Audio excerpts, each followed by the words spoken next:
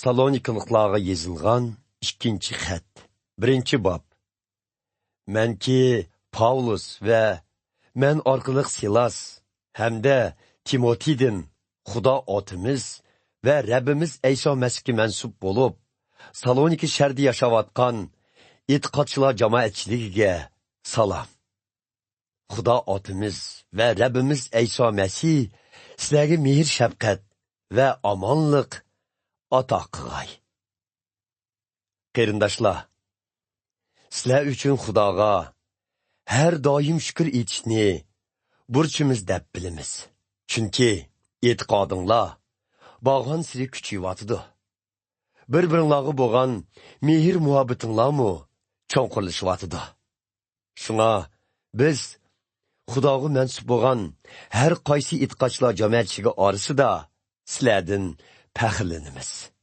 Chunki sizlar beshinglarga kelgan har xil ziyonkashlik va qiyin ahvollarga bardoshlik berdinglar va e'tiqodinglardan tavranmadinglar. Sizlarning bunda qiyin ahvollarda e'tiqodinglardan tavranganinglar Xudoning qiyomat kunida chiqaradigan hukmining adil ekanligini ko'rsatdi.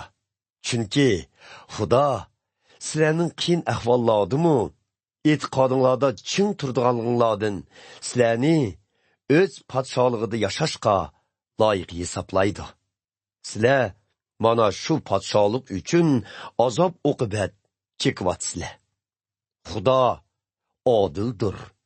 U sizlarga azob uqubat keltirganlarning tegishli jazosini beradi. Shundaqla Rabbimiz İsa qudratlik farishtalar va yolqinliq o't bilan arshdan qaytib kelgan chaqda Xudo azob uqubat chekkan sizlarga va bizga oromlik berdi.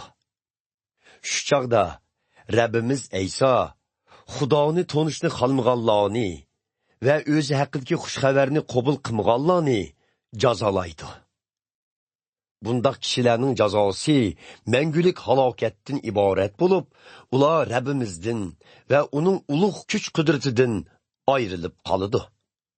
U vaqtda Rabbimiz o'zining muqaddas xalqi tarafidan ulug'lanadi va madhiylanadi. Shundaqla sizlarmi biz yetkizgan xushxabarga ishonganinglar uchun Rabbimizni madhiylaganlar orasida bo'lasizlar. Shuning uchun biz doim shundoq duo qilamizki, sizlarni chaqirgan Xudo bu ulug' chaqirig'iga munosib yashashinglarga yordam qilg'ay. U o'z kuch-qudrati bilan yaxshi niyatinglarni hamda e'tiqodinglar bilan qilgan hamma ishlaringlarni amalga oshirg'ay. Buning bilan Rabbimiz İsa Masih sizlar orqali ulug'lanadi va sizlarmi u orqali shon sharafga erishsizlar. Bu Xudoning va Rabbimiz İsa Masihning mehr shafqatidan keladi.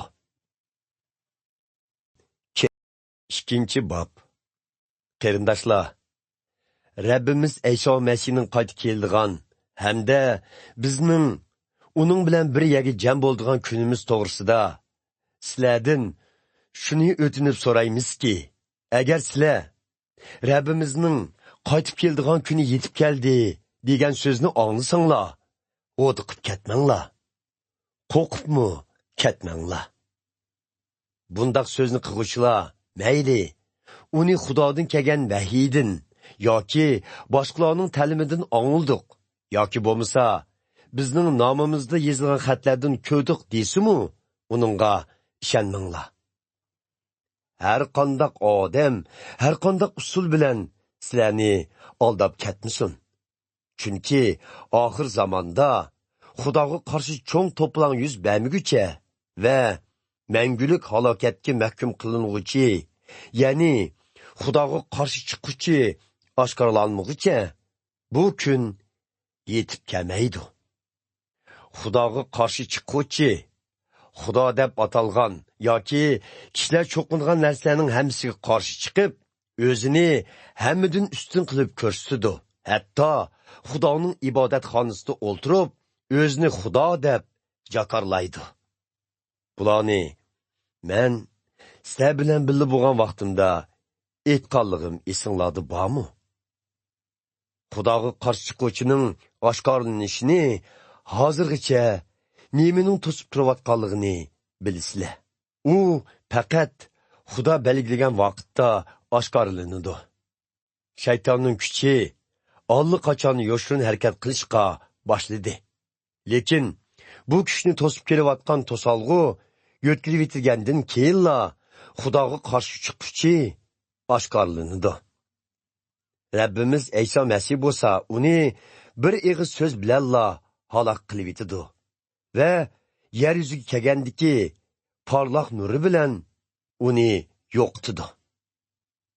Xudoga qarshi chiquvchi shaytonning kuchi bilan kelib, har xil kuch-qudrat, odam ozdiradigan mo'jiza va karomatlarni ko'rsatadi hamda mangulik halokatga yuzlanganlarni ozdirish uchun har xil hiyla mikrlarni ishlatadi. Ular mangu halok bo'lish oldida turibdi. Chunki ular o'zlarini qutqizishga yetaklaydigan haqiqatni qabul qilmaydi. Shu sababdan Xudo ularga haqiqatdan chatnadigan bir kuch avatidi. Buning bilan ular yolg'on gaplarga ishonadi. Natijada haqiqatga ishonmay, yomon ishlarni qilishni yaxshi ko'radiganlarning hammasi jazoga mahkum qilindi. Ey Rabbimiz so'ygan qarindoshlar, sizlar uchun har doim Xudoga shukr etishni burchimiz deb bilamiz. Sababi sizlarning muqaddas ruh tarafidan pok qilinishinglar va haqiqatga ishonishinglar orqali Xudo sizlarni qutqizishga oldin tanladi. Xudo sizlarni Rabbimiz Eyso Masihning shon sharifiga ega qilish uchun biz yetkazgan xush xabar orqali qutqizilishga chaqirdi. Shuning uchun qarindoshlar, e'tiqodinglarda qat'iy tavranmanglar. Biz sizlarga egizcha yoki xat orqali yetkazgan ta'limda chin turinglar. Rabbimiz Eyso Masih va bizga mehr muhabbat ko'rsatgan o'zining mehr shafqati bilan mangulik rig'bat ham go'zal umid ato qilgan Xudo otimiz sizlarni rig'batlantirgay hamda sizlarga barliq yaxshi ish, yaxshi so'zlarni qilishga kuch-qudrat bergay. 3-bob. Qarindoshlar, so'zimizning oxirida biz uchun duo qilishinglarni umid qilamiz. Rabbimiz haqidagi xush xabar xuddi sizlarga yetgan chog'dagiga o'xshash har qanday yerda tez tarqalsin va hurmat bilan qabul qilinsin. Xudoning bizni razil va yomon odamlardan qutuldirishi uchunmi duo qilinglar. Chunki hamma odam Rabbimiz Eyso Masihga e'tiqod qilgani yo'q. Ammo Rabbimiz ishonchlikdir. U sizlarni mustahkam qiladi ham shaytonning yomonliklaridan saqlaydi. Xudo sizlarning buyurganlarimizni qilayotganliginglar va davomli qildiganliginglar haqida bizga ishonch berdi. Rabbimiz Eyso sizlarni Xudoning mehr muhabbatini texmu cho'nqir tushunishga yetakligay va sizlarni o'ziga o'xshash chidamli qilg'ay. Qarindoshlar, bizdan olgan ta'limlarga rioya qilmay, kun bo'yi lag'aylab yurganlardan yiroq turishinglarni Rabbimiz Eysoning nomi bilan buyuruymiz. Bizdan qandoq ulgu ilishinglar kerakligini o'zinglar bilasizlar. Chunki biz sizlar bilan birga bo'lganda o'rinliq qilib, lag'aylab yurmagan edik. Hech kimning nenini bekorga yemagan edik. Biz hech qaysinglarga eg'irimizni samaslik uchun tirmishib, kech-kunduzlab ishlagan edik. Bunda qilishimiz sizlardan yordam so'rashga haqliq bo'lmaganligimizdan emas, balki sizlarga yaxshi ulgu qoldirish uchun edi.